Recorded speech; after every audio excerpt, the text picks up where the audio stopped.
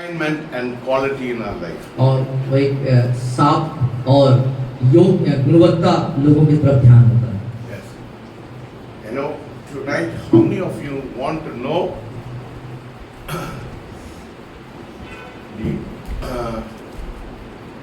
how many of you want to know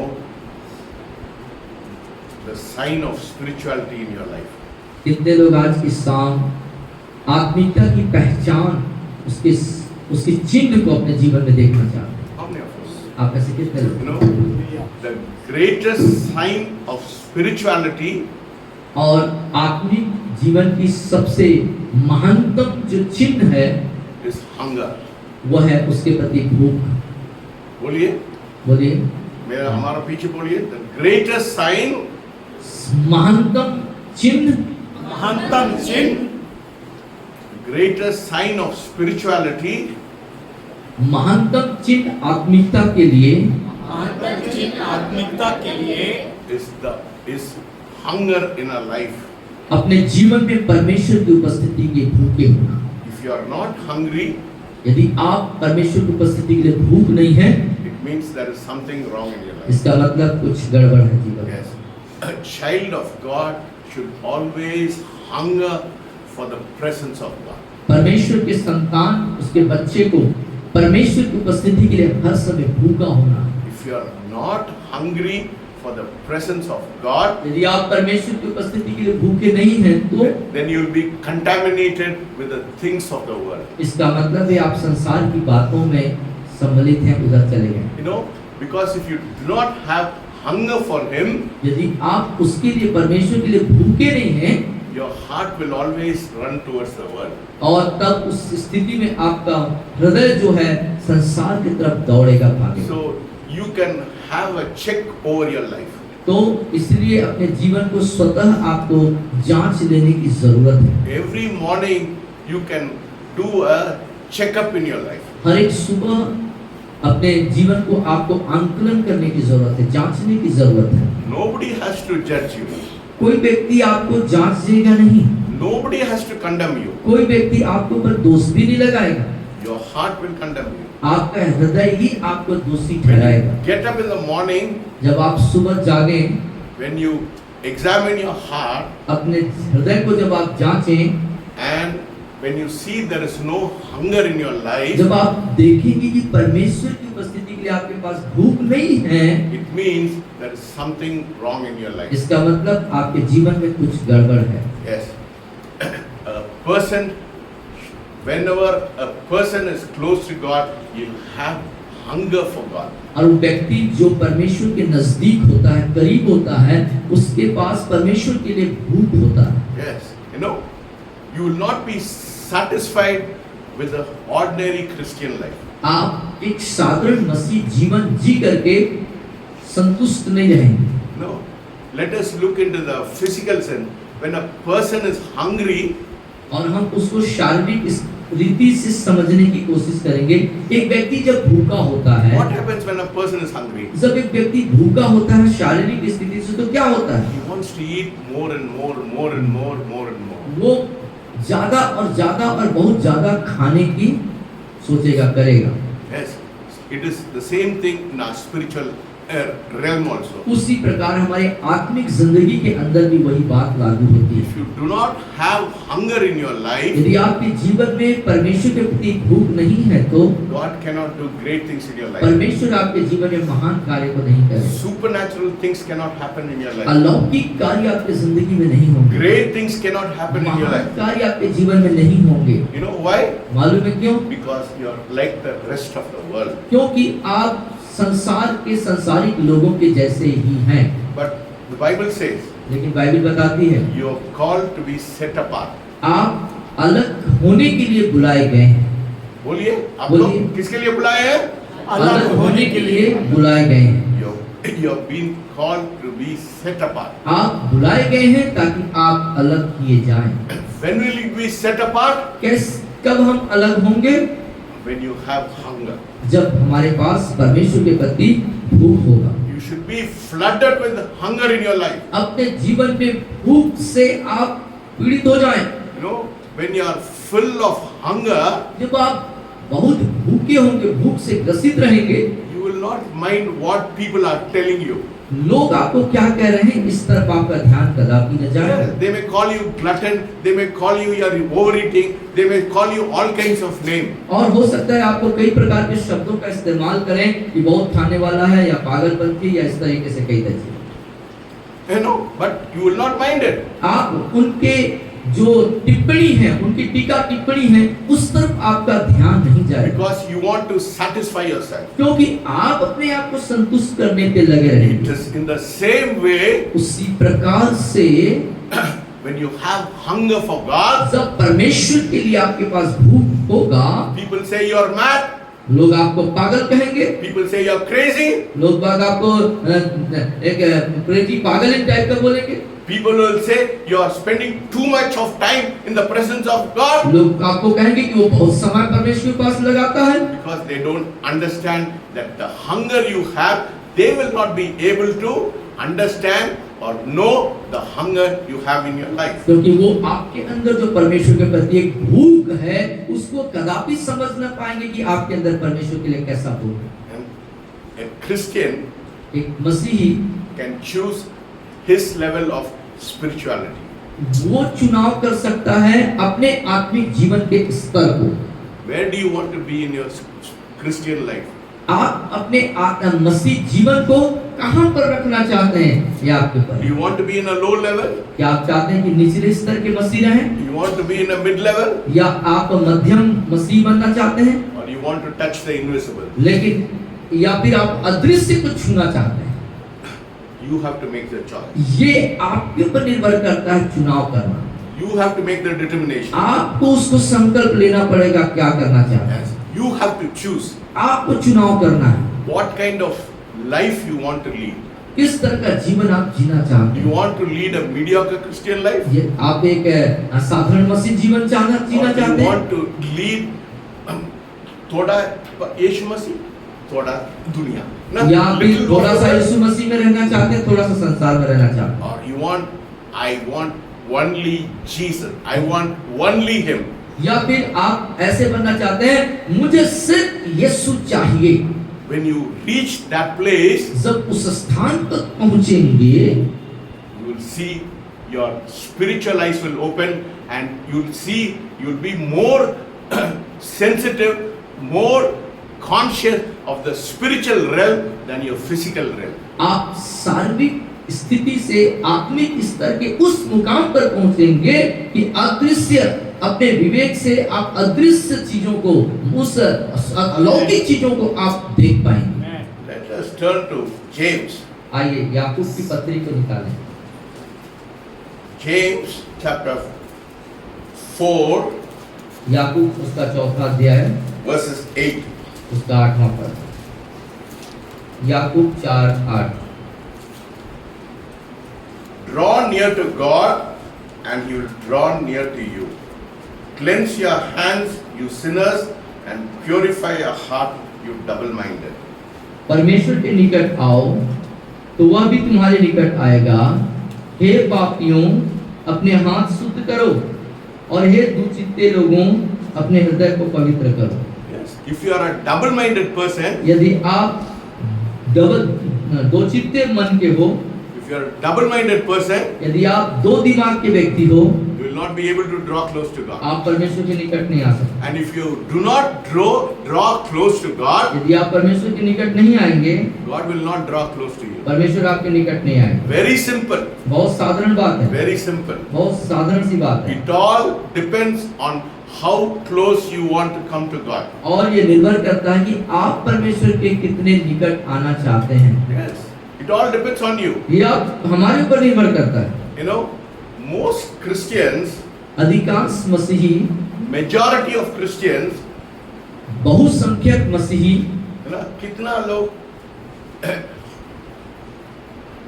लोग यीशु मसीह के पास आते हैं? The more people who come to the Lord Jesus Christ, जितने ज्यादा लोग प्रभु यीशु मसीह के पास आते हैं, have some form of godliness. उनके पास भक्ति पूर्ण जीवन जीने के कुछ अपने तरीके होते हैं। They are so immersed in ritualistic tradition. वो जो रीति रिवाज है उन बातों पे बहुत ज्यादा ग्रसित रहते हैं, उस चीजों से लगे रहते हैं। For the only one reason, और एक ही कारण, they want the Lord's blessing in their life. वो अपने जीवन में आशीष चाहते हैं।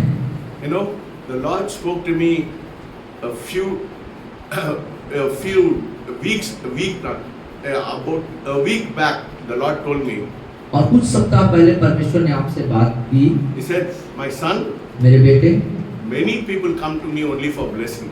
बहुत सारे लोग मेरे पास सिर्फ आशीष पाने के लिए आते हैं। Very few, बहुत कम लोग, थोड़े लोग, they want to know my heart. वो मेरे दिल को जानना चाहते हैं। I don't know why it is like that. और मुझे नहीं मालूम ऐसा क्यों हो। Yes, many people they want only God's blessing. They do not want to know the heart of God. बहुत सारे लोग यीशु मसीह से आशीष पाने के लिए आते हैं, लेकिन बहुत थोड़े से लोग हैं जो यीशु मसीह के दिल को जानने के लिए आते हैं। Very few people. वे बहुत कम। No. The Lord always speaks to me. No, I always hear what the Lord. I don't speak. The Lord speaks to me. He said the Lord's heart was very grieved. You know why? मैं बोलता नहीं, लेकिन परमेश्वर मुझसे बात करते हैं, परमेश्वर मुझे बताते हैं, हम इस परमेश्वर को बहुत दुखित और शोकित करते हैं। Yeah, his heart was very sad उसका दिल बहुत ही उदास है, because they only want God to bless them, bless them, bless him, bless them, bless them, bless them. क्योंकि लोग हर समय यही चाहते हैं, परमेश्वर आशीष दे, आशीष दे, आशीष दे, आशीष दे। But God wants to have much more deeper fellowship with you. और परमेश्वर बहुत अत्यधिक गहन संगति हमसे रखना He चाहता है। wants to have fellowship with you. वो आपके साथ एक सहभागिता और संगति रखना He चाहता है। wants to share his burden with you. अपनी बोझ को आपके साथ वो बांटना चाहता है, But we don't have the time for that. लेकिन उसके लिए हमारे पास समय नहीं है। You know why? मालूम है क्यों?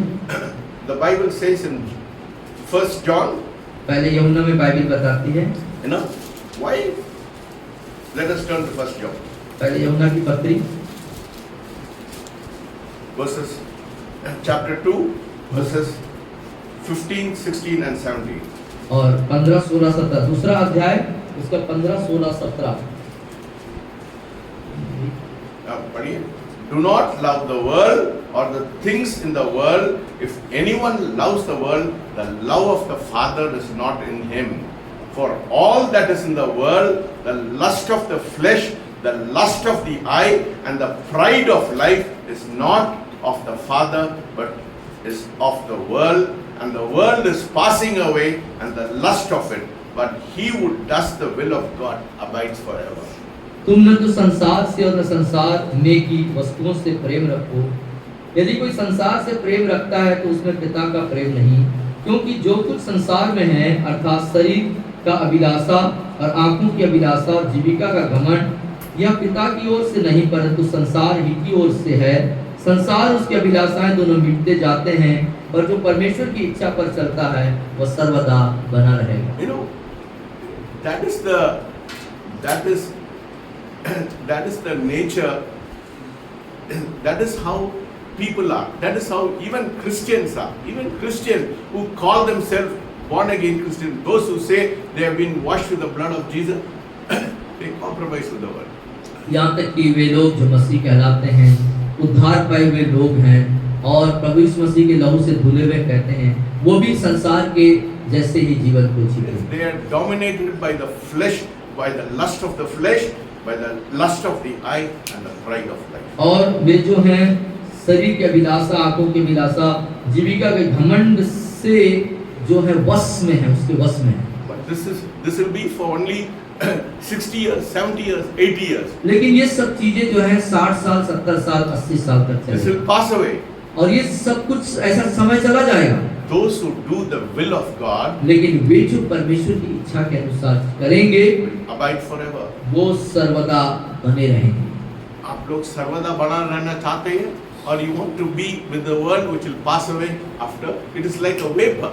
Like a vapor. तो आप सर्वदा बने रहना चाहते हैं या जो ये समाप्त हो जाने वाला जो भाग के समान है उसके समान समाप्त हो जाना चाहते हैं। James 4, और याकूब उसका 4, James 4, verses 14. उसका 14वां पद, याकूब की पत्री, वापस आए इस तरफ, 4 अध्याय उसके 14वें पद में जाते हैं। और ये नहीं जानते कि कल क्या होगा। सुन तो लो, तुम्हारा जीवन है ही क्या, तुम तो भाप के समान हो, जो थोड़ी देर दिखाई देती फिर लोप हो जाती। See, that is life. The Bible is so clear about life, you know. जीवन के बारे में बाइबल बहुत स्पष्ट बयान करती है। It is like a vapor और ये भाप के समान है जीवन, that appears for a little time. थोड़ी देर के लिए दिखती है। How long can you live? आप कितने वर्ष तक जीवित रहेंगे? 80 years? 80 साल, 90 years? 90 साल, 100 years? 100 साल, चला जाएगा. उसके बाद चले जाए। But eternity लेकिन अनंत is forever. हमेशा सर्वदा का है। People are investing for this 90 years, 80 years. They are forgetting that eternity is always glaring at them. और लोग जो है 90 साल और 100 साल के जीवन के लिए सब कुछ खर्च कर देना चाहते हैं और अनंत के लिए बेपरवाह जीवन को जी रहे हैं। Yes, they live a life of compromise. वे एक समझौता वाली जीवन को जी रहे हैं। They want the world वो संसार को भी चाहते हैं, and they want God. वो परमेश्वर को भी चाहते हैं। That cannot happen. वो नहीं हो सकता है। What did Elijah say? Elia ने क्या कहा? Let us turn to 1 Kings, पहले राजा की पुस्तक पे आए, verses 18 उसका 18वां अध्याय, and verses 21. पहले 1 King, chapter 18, verses पहला 21. राजा 18 अध्याय 21. 21वां पद, 18-21, पहला राजा 18-21, page number 437, 1 Kings, chapter 18, yeah. और 21वें पद में आयत में, एलिया सब लोगों के पास आकर कहने लगा, तुम कब तक दो विचारों में लटके रहोगे? यदि यहोवा परमेश्वर हो तो उसके पीछे हो लो, और यदि बाल हो तो उसके पीछे हो लो। लोगों ने उसको उत्तर एक बात न कही। Yes. So Elijah is saying to the people, और एलिया यहाँ पर लोगों से कह रहे हैं, this evening God is talking to you. और This आज की evening. शाम परमेश्वर आपसे बात कर रहे हैं। How long will you falter between two opinions? और कब तक आप दो विचारों में लटके रहोगे? दो नाव में पाव रखते हैं, दो नाव में पाँव रखते हैं, इधर एक पाव उधर एक पाव, एक पाँव इधर एक पाँव उधर, चल सकता है क्या? चल सकता है क्या? Can you go with your एक इधर एक उधर करेंगे, अब चल सकता है क्या? दो नाव में पैर रख करके क्या आप आगे की ओर बढ़ सकते हैं क्या?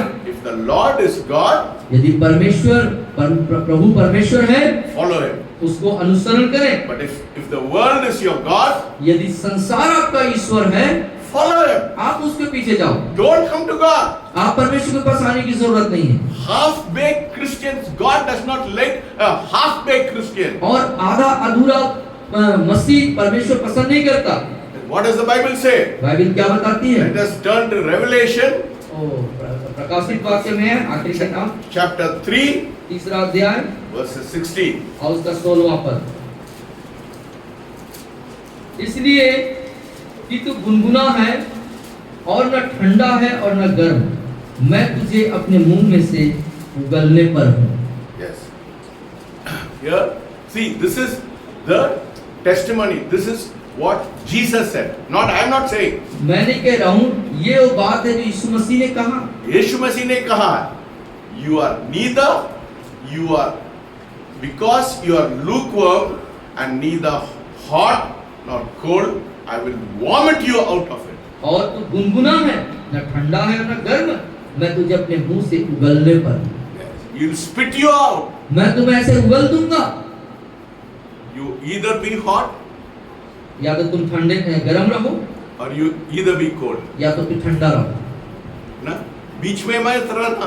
गुनगुना मत रहो, बीच में मत रहो। Don't be lukewarm. आप गुनगुना मत होइए। The Bible is very clear. Jesus is very clear. यीशु मसीह बिल्कुल स्पष्ट है। He say, you are neither hot nor cold. You are lukewarm. I'll spit you out. और न तुम ठंडा हो न गर्म, गुनगुना हो, इसलिए मैं तुझे अपने मुंह से उगलने पर हूँ। एक पैर इधर रखते हैं, एक पैर उधर रखते हैं. एक पैर इधर, एक पैर उधर। कितना दुख की बात है. How we are grieving the Spirit of God. कैसे हम परमेश्वर की आत्मा को दुखित करते हैं। Yes. You go from here, आपका सेल फोन कर लेके सब देखने लगे, और you look at your TV. Where is God in your life? Where is God in your जीवन में life? परमेश्वर कहाँ है Where is God first place in your life? और परमेश्वर पहला स्थान कहाँ पर है हमारे जीवन में। You are so cold. You come here, you become hot a little bit. बाहर जाएंगे, you become cold. यहाँ पर आने के बाद आप गर्म होते हैं, बाहर जाने के बाद पूरा ठंडा हो जाते You हैं। know, because you are not having hunger for God. क्यों? इसलिए क्योंकि आपके अंदर परमेश्वर के प्रति भूख नहीं Why है। are you looking at people? और आप क्यों लोगों की तरफ देख रहे हैं? People will call you mad. ओ परमेश्वर, लोग आपको पागल कहेंगे। Let us be mad. Yes, tell them I am mad for Jesus. ओ पागल बन जाइए, बोलिए मैं परमेश्वर के लिए पागल बनना चाहता हूँ। मैं पागल हूँ, मैं पागल हूँ, सच में मैं पागल हूँ, मैं सच में पागल हूँ, मैं परमेश्वर के लिए मैं पागल हूँ। परमेश्वर के लिए मैं पागल हूँ। Yes. Only then I can see my spiritual eyes can open. तभी मैं अपने आत्मिक आंखों को खुलते हुए देख You सकता know, हूँ। these days I'm hearing the angels singing in my ears. और इन दिनों में मैं अपने कानों में स्वर्गदूतों की गीतों को गुनगुनाते सुन रहा हूँ। Yes. When will it happen? कब ये होगा? When you're mad for God. जब आप परमेश्वर के लिए पागल हो जाएंगे, दीवाने हो You know, जाएंगे। God wants us to be mad for Him. You know, और परमेश्वर चाहता है कि उसके लिए हम पागल हो don't go with a wish list to God. और एक बड़ा तो ये बड़ा विश लिस्ट मतलब ये मेरे को ये चाहिए, वो चाहिए, वो चाहिए, मेरे को ये चाहिए। और ऐसे संसार में तमाम चीजों की ख्वाहिशों के पीछे मत भागें। How many of you have gone to God and said, Lord, what is in your heart, Lord? I want to know what is in your heart. और कितने लोग इस तरह से दुआ में जाते हैं कि परमेश्वर आपके दिल में मेरे लिए क्या है प्रभु, मैं जानना I चाहता हूँ। want to know your heart. मैं आपके दिल को जानना चाहता हूँ What Prabhu. can I do for you? मैं आपके लिए क्या कर सकता हूँ What Prabhu? can I do for people who are round about me? और मेरे आजू बाजू चारों तरफ जो लोग हैं, उनके लिए मैं क्या कर सकता हूँ प्रभु? The Bible says, even before you ask, God will give it to you. और यहाँ तक कि आपके मांगने से पूर्व परमेश्वर आपको दे देंगे। Yes, that is the kind of God we have. इस तरह का परमेश्वर हमारे पास है। Even before you ask, यहाँ आपके मांगने से ही पहले God knows every need of your life. परमेश्वर आपके हर एक जरूरतों को जानते हैं। वो गूंगा नहीं है, वो बहरा नहीं, he is not deaf, he is not dumb, he is not blind. और ना ही वो गूंगा है, ना बहरा है, ना अंधा है। He is very sensitive to your need. वो आपकी जरूरत के प्रति बहुत ही जागरूक परमेश्वर है। All his heart is longing to have fellowship and he wants to share his burdens with you. और परमेश्वर का दिल और मन जो है प्यासा है, या उसके अंदर एक लगन अभिलाषा है आपके जीवन के प्रति, आपकी जरूरतों के प्रति। No, you have been, some of you, not all of you, some of you have been a Christian for 20 years, 30 years. आप में से कई मसीह 20 साल, 25 साल, 30 साल से हैं। Is there any change in your life? क्या आपके जीवन में कोई परिवर्तन आया?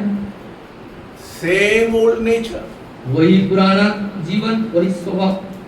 Early morning you may read the Bible, you may sing a song, you may pray for 15 or 20 minutes or half an hour, but your nature has not changed. हो सकता है कि आप सुबह उठ करके बाइबल पढ़ते हो, प्रार्थना करते हो, 2-4 गीत भी गाते हो, लेकिन जीवन में परिवर्तन नहीं।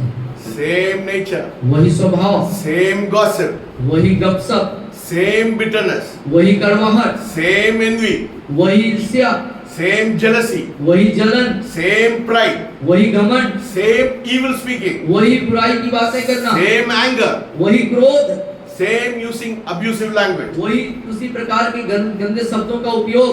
No character change. नो चरित्र में परिवर्तन, No character change. कोई चरित्र में परिवर्तन नहीं। When you come to God, there should be a character change. अब परमेश्वर के पास आए तो चरित्र में परिवर्तन होना। You know what happened when Zacchaeus came to Jesus? और जक्कई जब प्रभु के पास आया तो क्या? That is true repentance. वो एक सत्य पश्चाताप है। Luke 19:9 पढ़िए। और लूका 19:9 को हम पढ़ेंगे।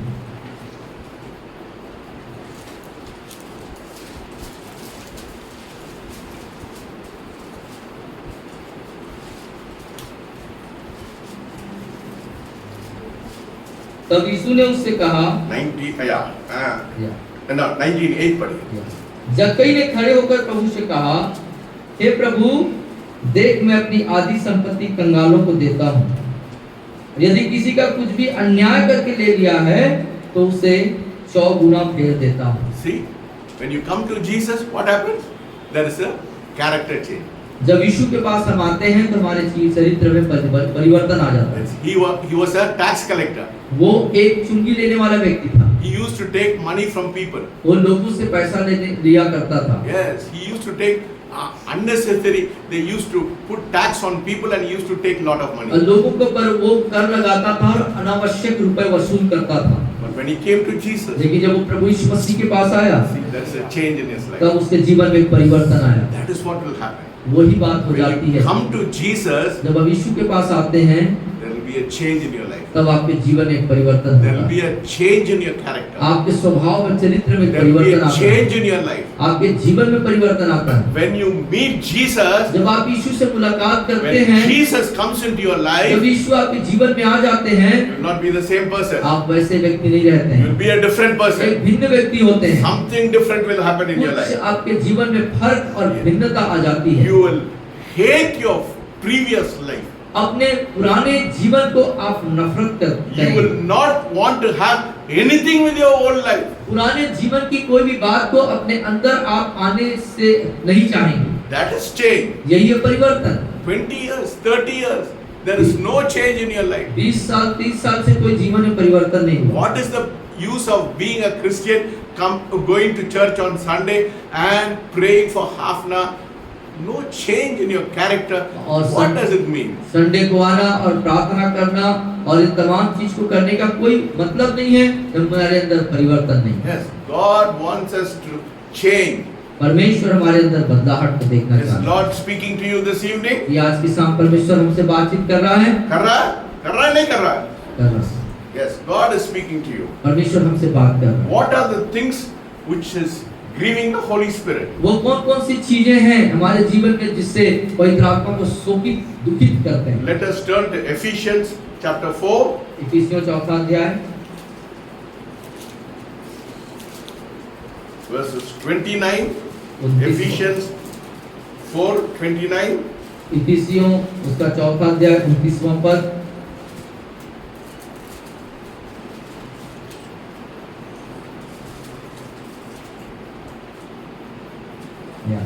पढ़िए। 29 और 30 29. 31 Yes, you read Yeah. 31 also. Yeah. Yeah. Okay, go और ahead. 31 भी पढ़ेंगे। पढ़िए. कोई गंदी बात तुम्हारे मुंह से न निकले, पर आवश्यकता के अनुसार वही निकले जो उन्नति के लिए उत्तम हो, ताकि उससे सुनने वालों पर अनुग्रह हो। परमेश्वर के पवित्र आत्मा को शोकित मत करो, जिससे तुम पर छुटकारे के दिन के लिए छाप दी गई है।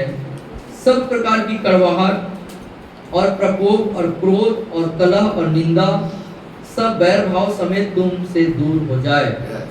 See, it says all bitterness, सब प्रकार की कड़वाहट, wrath, प्रकोप, anger, क्रोध, clamor, कलह and evil speaking और सब प्रकार की बुरी बातें be put away from you. अपने जीवन से अलग कर दो। All these things grieves the Spirit of ये God. सब स्वभाव पवित्र आत्मा को शोकित करते हैं। What are the other things which grieves the Spirit of God? और कौन सी बातें जो पवित्र आत्मा को शोकित करते हैं? Galatians chapter 5 गलातियों 5वां अध्याय verses 20 and 21. Chapter 5 verses 20 and 21. और 5 उसका 20 और 21 हम देखेंगे। 19 और Yes. शरीर के काम तो प्रकट हैं, अर्थात व्यभिचार, गंदे काम, लुचपन, मूर्ति पूजा, टोना, बैर, झगड़ा, ईर्ष्या, क्रोध, विरोध, फुट, विधर्म, डाह, मतवालापन, लीला क्रीड़ा और इनके जैसे और काम हैं, जिसके विषय मैंने तुमसे पहले कह देता हूँ। 21. या Envy, murder, drunkenness, also. Yeah. Read that also. डाह, मतवालापन, लीला क्रीड़ा और इनके जैसे और काम हैं।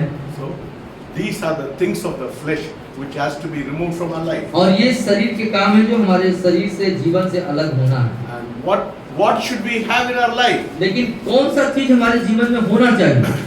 Verses 22 and 23. 22 और 23 पर आत्मा का फल प्रेम, आनंद, शांति, धीरज, कृपा, भलाई, विश्वास, नम्रता और संयम है। ऐसे ऐसे कामों के विरोध में कोई भी व्यवस्था नहीं। और जो मसीह यीशु के हैं उन्होंने शरीर को उसकी लालसाओं और अभिलाषाओं समेत क्रूस पर चढ़ा दिया है। Yes. If we live by the Spirit, let us also walk in the Spirit. यदि हम आत्मा के द्वारा जीवित हैं तो आत्मा के अनुसार चलें। If you are walking in your flesh, you will only fulfill the lust of the flesh. यदि आप शरीर के अनुसार चलते हैं तो सिर्फ शरीर की अभिलाषाओं को पूरा करेंगे। Yes. Three things in our life that pull us away from the presence of God. और 3 चीजें हैं जो हमारे शरीर से उसको पूर्ण रूप से बाहर करने की जरूरत है। This evening, I've come to my main point this evening. आज की शाम में मुख्य विषय पर मैं आता हूँ। Yes. Learning to die to these 3 areas in our life. 3 अपने शरीर के जीवन के 3 क्षेत्र जिसके लिए हमको मरने के लिए सीखना है। Yes. Let us turn to Romans. आइए रोमियो की पत्री को निकालें। Romans 8, Romeo 8 7, verses 7. उसका 7वां पद। पढ़िए। क्योंकि शरीर पर मन लगाना तो परमेश्वर से बैर रखना है। नहीं, 8, 7. 8 7 8 7 हाँ। 8 7 लिखी है। Yeah. Because the carnal mind is that's why. पढ़िए फिर से। क्योंकि शरीर पर मन लगाना तो परमेश्वर से बैर रखना है। क्योंकि न तो परमेश्वर की व्यवस्था के अधीन है और न हो सकता है। Carnal mind. और शरीर पर मन लगाना, A fleshly mind. शारीरिक मन, It's an enmity with God. परमेश्वर से बैर रखना। You know, दुश्मन। most Christians fall in 3 areas of their life. अधिकांश मसीही 3 पाप में गिरते हैं। What are the 3 things which every Christian, even Christian, good Christian, born again Christian, spiritually filled Christian, और आत्मिक मसीह, अच्छे मसीह, नया जन्म पाए हुए मसीह भी, yes, the devil knows how to needle you, how to make you fall into, trap you into sin. और शैतान जानता है कैसे हमको पाप में गिराना है। Yes. 3 things. 3 चीजें, Yes. Your body, आपका शरीर, your mind, आपका मन and your emotion. और आपका भावनाएं। And the greatest enemy of your life is your emotion. और आपके जीवन का जो सबसे बड़ा जो बैर दुश्मन है वो आपकी भावनाएं हैं। Yes. That is why Jesus said in Romans 12, पढ़िए। इसीलिए रोमियो 12 में लिखता है, 12 1 और 2 में, इसलिए भाइयों मैं तुमसे परमेश्वर की दया स्मरण दिलाकर विनती करता हूं कि अपने शरीरों को जीवित और पवित्र और परमेश्वर को भावता हुआ बलिदान करके चढ़ाओ। यही तुम्हारी आत्मिक सेवा है। इस संसार के सदृश न बनो, परंतु तुम्हारे मन के नए हो जाने से तुम्हारा चाल चलन भी बदलता जाए। So the first thing, मैंने देख लीजिए, पहले give your body as a living sacrifice to God. और अपने शरीर को जीवित और भावता हुआ पवित्र बलिदान चढ़ाएं। How can you give your body as a living sacrifice? कैसे अपने शरीर को जीवित बलिदान चढ़ाएंगे? Every day tell the Holy Spirit to crucify your body on the cross. हर एक दिन पवित्र आत्मा से ये कहते हुए कि पवित्र आत्मा मुझे क्रूस में चढ़ा। The second thing, दूसरी बात, renewing your mind. अपने मन को नया करो। Yes, it's very important because you know where the devil attacks human being in the Manav mind. जीवन में शैतान कहाँ पर आक्रमण करता है? No, he attacks your mind. वो मन में आक्रमण करता है। Yes, if he knows if you take care of your mind. यदि आपके दिमाग को अपने कब्जे में लेता है तो, Yes, he knows if he takes care of your mind. यदि वो दिमाग की देखभाल शैतान करता है तो He can take control of your whole body. वो पूरे शरीर को अपने नियंत्रण में लेता है। Yes, he knows it. वो इस बात को जानता है। That is why he wants to take care of your mind. इसीलिए शैतान हमारे दिमाग को, आपके दिमाग को अपने नियंत्रण में लेता है। Yes, he knows that if he captures your mind, then he captures your whole body. वो जानता है यदि मैं इसके दिमाग को अपने कब्जे में ले लूंगा तो इसकी पूरी शरीर को भी अपने कब्जे में ले लूंगा। What does the Bible say? Bible क्या बताती है इस विषय में? Yeah, 2 Corinthians, दूसरा कुरिन्थियों chapter 10, उसका 10वां अध्याय, verses 5. उसका 5वां पद। इसीलिए हम कल्पनाओं का और हर एक ऊंची बात का जो परमेश्वर की पहचान के विरोध में उठती है, खंडन करते हैं और हर एक भावनाओं को कैद करके मसीह का आज्ञाकारी बना देते हैं। You see, we have to bring every